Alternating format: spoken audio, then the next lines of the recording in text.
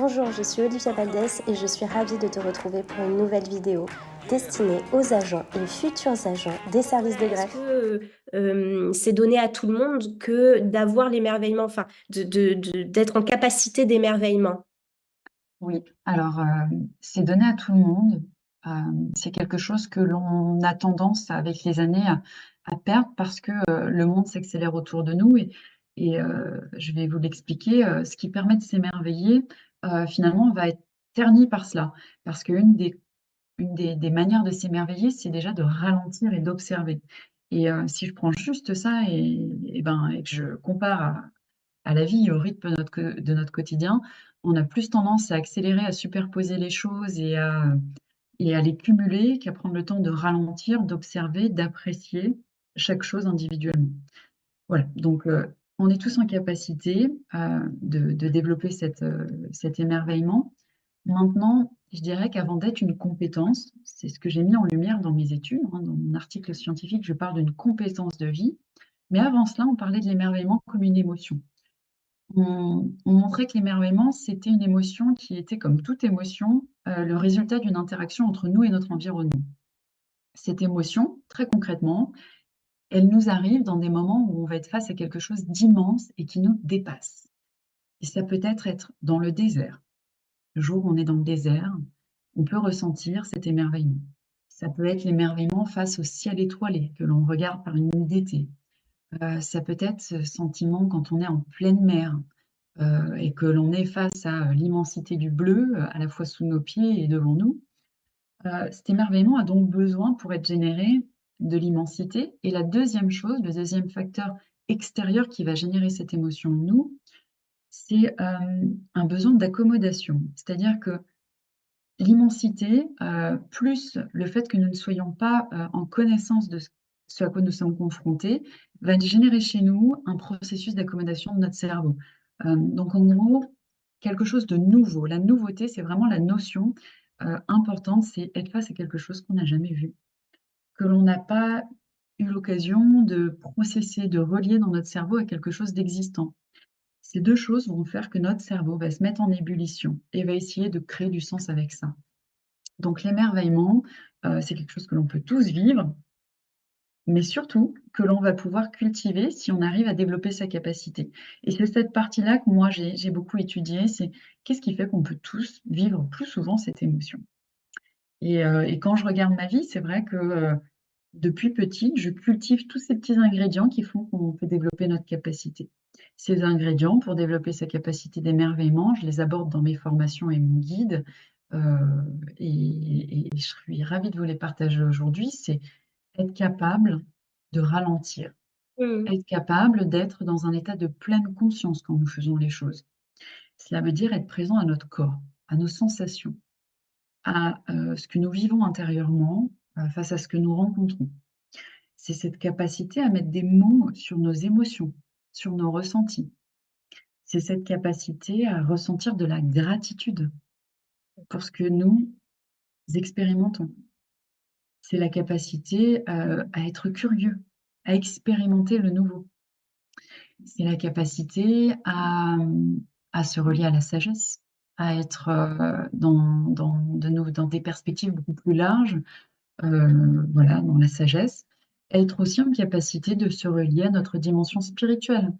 Hem, voilà, je vous ai donné quelques-unes des compétences qui font qu'on peut développer la compétence d'émerveillement et ce que je fais dans mes formations, c'est que j'accompagne les gens vraiment à aller développer chacune de ces compétences individuellement pour développer, en somme, notre capacité à nous émerveiller face au quotidien, sans attendre de se retrouver, en plein désert sous un ciel étoilé, mais de pouvoir retrouver cette notion d'émerveillement, cette, émotion au travers juste du regard d'un ami qui fait quelque chose de nouveau qu'on n'avait encore, jamais vu, peut-être de s'émerveiller, du quotidien, de la nature, d'un coucher de soleil, d'un petit animal, du chant d'un oiseau, pouvoir s'émerveiller d'une prouesse artistique, d'une chanson, d'une voix, voilà, des choses aussi simples que et belles que ce que l'on a, dans notre quotidien.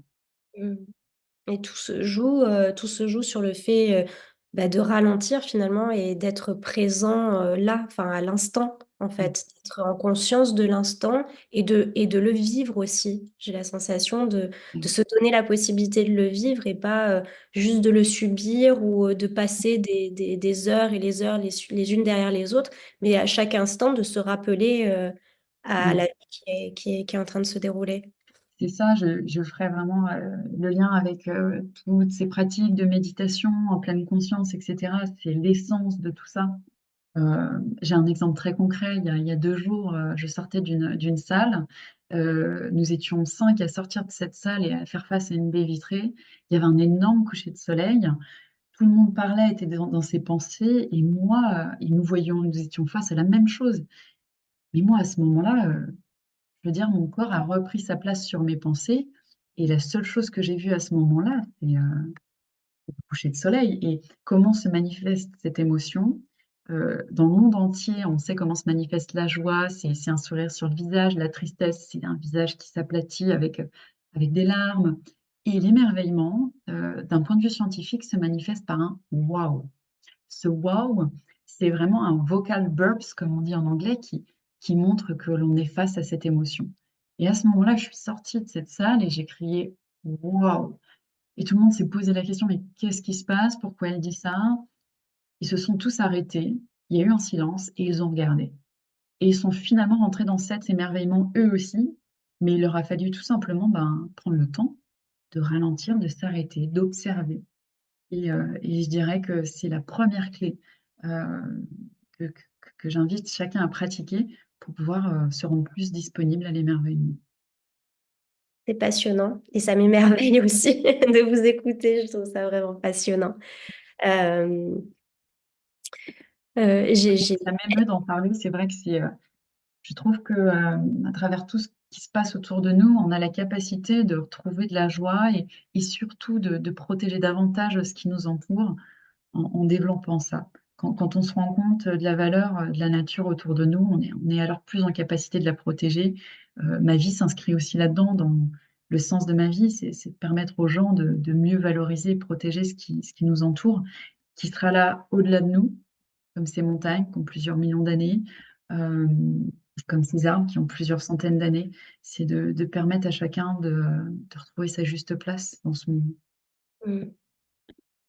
Est-ce que, par rapport à tout ce que vous nous dites Morgane, si on a envie, d'avancer, vers le sujet, est-ce que vous avez des livres à nous conseiller, ou peut-être même un exercice quotidien qui pourrait être mis en place, quelque chose? Oui, alors pour les références, les livres, moi j'ai beaucoup lu le livre de Sébastien Boller sur le sens. C'est un des premiers à avoir, parlé de cette notion-là de manière, scientifique, récemment. Il y a aussi les ouvrages de Viktor Frankl, hein, qui a été, déporté et qui a trouvé du sens à sa vie, malgré sa situation, de déportation. Donc les livres de Viktor Frankl s'appellent, «Vivre», je crois, ou voilà, je retrouverai «Nos raisons de vivre», voilà. Il y en a plusieurs sur le sujet du sens. Et également, il y a un ouvrage, qui vient de sortir d'un auteur, scientifique que j'ai beaucoup lu aussi sur le sujet, qui s'appelle Awe, A-W-E. C'est le nom, anglais pour l'émerveillement. Malheureusement, c'est en anglais, mais ça reste, ben, un des ouvrages les plus récents sur le sujet, qui parle vraiment du pouvoir transformationnel de l'émerveillement. Il s'appelle, Dacher Keltner. Il est donc, américain et au travers de son ouvrage, on comprend mieux, l'importance de l'émerveillement. Si je peux ajouter à ça, l'émerveillement, c'est une émotion transformatrice. Elle a vraiment le pouvoir de nous aider à transformer nos vies. C'est ce qu'il démontre au travers de ses recherches et c'est aussi pour ça que je mets tant de cœur à le partager, parce qu'elle a le pouvoir de transformer nos vies. Il y aura un avant et un après. Voilà. OK. Merci beaucoup Morgane pour tout, pour tous ces échanges et puis pour cette vision, et la manière dont vous le transmettez, c'est clair, et puis, ça donne envie d'y aller et ça donne, surtout, l'idée qu'on peut le faire, que c'est à la portée de chacun et donc ça, c'est très important. Oui et du coup, dans ce sens, aujourd'hui, je suis en train d'écrire un livre, un guide pour permettre à tous ceux qui en ont besoin de mieux comprendre cette notion, mais également de se donner des clés pour l'expérimenter et la plus grande partie de ce guide est liée au développement de cette capacité. Je suis aujourd'hui dans la fin de rédaction et dans la publication de cet ouvrage, donc dès que ce sera à dispo, je vous en partagerai toutes les informations et les références. J'ai également, pour ceux que ça intéresse, un article scientifique sur le sujet qui a été publié, aux éditions Cortica, qui s'appelle WOW, un programme pour développer sa capacité d'émerveillement et retrouver un sens à sa vie. C'est, disponible dans la plupart des revues scientifiques. OK. Voilà. Est-ce que même, je sais pas, sur internet, si on arrive à pouvoir trouver le lien de cet Oui, tout article-là? à fait. En tapant WOW, Morgane Lépée, vous aurez cet article qui date de 2022. Bien, on peut le mettre. Il est en français et paraîtra en septembre en anglais. Voilà, vous y trouverez, tout ce que l'on a abordé, aujourd'hui avec le détail des capacités qui permettent à chacun de développer sa compétence d'émerveillement. Génial et on a hâte que que le petit livre puisse sortir. Super. Moi Merci beaucoup Morgane. merci beaucoup Olivia pour ce temps. Abonne-toi pour soutenir cette chaîne.